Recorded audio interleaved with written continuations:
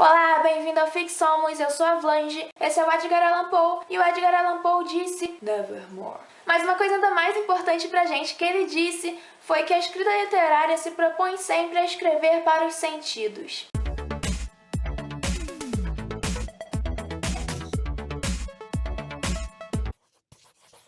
Essa frase do Poe é sobre os detalhes que ele colocou no poema O Corvo, em que ele colocou lá para poder estimular os sentidos dos leitores. Então ele trabalha com sonoridade, trabalha com um jogo de contrastes visuais, etc, etc, etc. Porque nós humanos temos 5 sentidos, isso não é novidade, né? E é por meio desses 5 sentidos que a gente percebe o mundo ao nosso redor. Então quanto mais sentidos você colocar em uma cena, mais identificação do leitor você tende a ganhar, porque o leitor vai conseguir formar uma imagem mais concreta daquela cena. Você vai estar estimulando mais a percepção do leitor para aquela cena. Então você vai estar causando uma proximidade maior entre o leitor e o livro. Vamos dar o exemplo de uma cena. Um personagem está abraçando o outro. Se você está escrevendo no ponto de vista de um desses personagens que está abraçando, pensa nos sentidos deles que você pode passar para o leitor. A visão é geralmente o sentido mais essencial em todas as cenas. Nessa cena, né, o personagem vê o outro chegando, vê o outro de braços abertos para abraçá-lo. O tato, o personagem sentindo o abraço, sentindo o aperto, sentindo o calor. A olfação,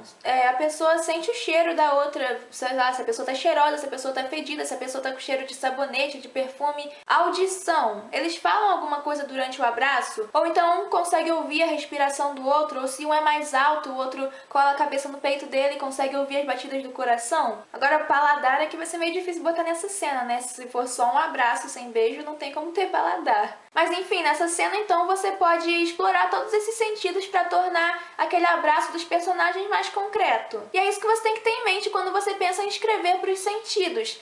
Mas, existem certas palavrinhas que você tem que evitar. Essas palavrinhas, eu não sei se tem um termo em português para isso, porque eu juro que eu não achei, mas o termo em inglês é filter words. Eu vou chamar de palavras de filtragem, porque eu acho que, né? E essas palavras são verbos como ver, sentir, ouvir, perceber, parecer, pensar, decidir, entre outros. Esses verbos, eles podem ser prejudiciais para o seu texto. Mas como assim eu acabei de falar para você escrever para os sentidos, mas para não usar verbos que representem os sentidos, tipo ver e ouvir? Acontece que essas palavras, filter words ou palavras de filtragem, elas afastam o leitor da história. Elas causam uma distância, porque os nossos sentidos, eles fazem a gente perceber o mundo. Mas quando você coloca essas palavras na história, você está fazendo o personagem perceber aquele mundo em que ele está inserido, mas você acaba fazendo uma filtragem entre o mundo e o leitor, colocando o personagem lá no meio. Por isso que são chamadas palavras de filtragem. Então essas palavras deixam o texto mais fraco.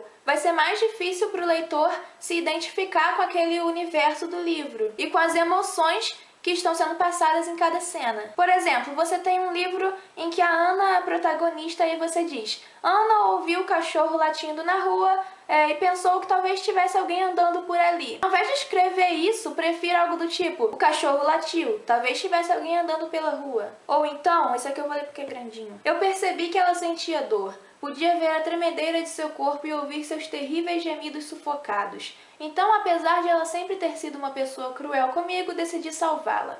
Ao invés disso, prefira algo do tipo: ela sentia dor, seu corpo tremia, e como eram terríveis aqueles gemidos sufocados.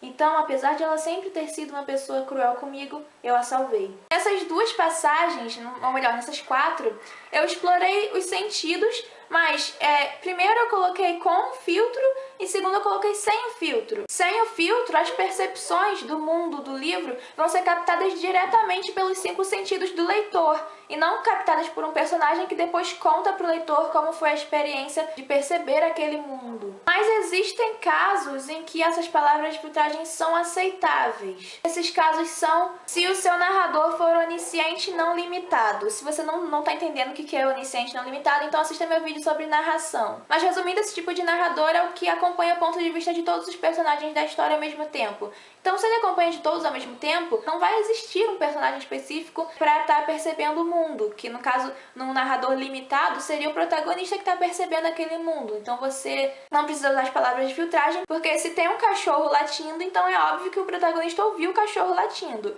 Mas já no narrador onisciente vamos dizer, universal, que sabe todos os pontos de vista de todos os personagens, se o narrador não disser qual personagem ouviu o cachorro latir, você não vai saber, o leitor não vai saber. Então, nesse caso, deve-se sim usar as palavras de filtragem. Outro caso é quando o verbo ou a palavra de filtragem não se refere ao protagonista. Então, nesse caso, mesmo que seja uma narração com um narrador limitado, que acompanha o ponto de vista só do protagonista, se não é o seu protagonista que está ouvindo o cachorro latir ou que está vendo alguém chegar, você pode usar essas palavras sim, porque você vai estar representando a percepção do mundo de outra pessoa que o narrador não está acompanhando. Por exemplo, narração em primeira pessoa. Ela ficou feliz ao me ver chegar. Ao me ver, ver é uma palavra de filtragem. Mas quando você diz ela ficou feliz ao me ver chegar, você está mostrando a percepção de outro personagem que não é o protagonista. Se fosse eu fiquei feliz ao vê-la chegar, esse vê-la, o verbo ver, seria como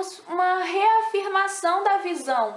Porque se o narrador diz que ela chegou e o narrador representa o protagonista, então é óbvio que o protagonista viu essa mulher chegar. Porque se ele não tivesse visto, isso não estaria escrito no livro. Mas se é a mulher que viu o protagonista chegar, isso não vai ficar óbvio porque a narração não está acompanhando a mulher. Então, nesse caso, use sim as palavras de filtragem. O terceiro caso é quando a palavra de filtragem for essencial para a coerência da frase ou então para o objetivo da frase. Por exemplo, eu estava de olhos fechados, mas ouvi a voz de fulano, então fiquei feliz. Essa frase não teria o mesmo sentido sem a palavra de filtragem, que é o verbo ouvir, nesse caso. Tem outros casos também em que as palavras de filtragem são aceitáveis, mas, esses são os mais gerais. E ficamos por aqui. Eu espero que você tenha gostado do vídeo. Se você gostou, dê um joinha, porque isso ajuda muito.